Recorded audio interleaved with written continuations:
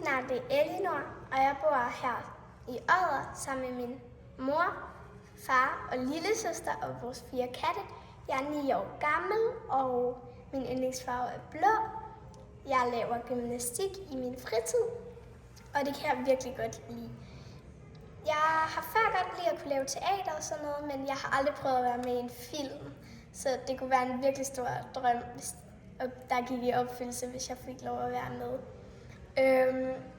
Og så var der jo det, at jeg skulle fortælle om dengang, jeg havde prøvet at savne noget. Og det tror jeg, vi alle sammen har prøvet. Jeg ligger bare der på hytteturen i min seng, og kan bare mærke, at jeg savner min far og min mor virkelig, virkelig meget. Og jeg ligger bare og får sådan helt ondt i maven, og sådan en klump i halsen, og man bliver bare sådan helt ked af det indeni.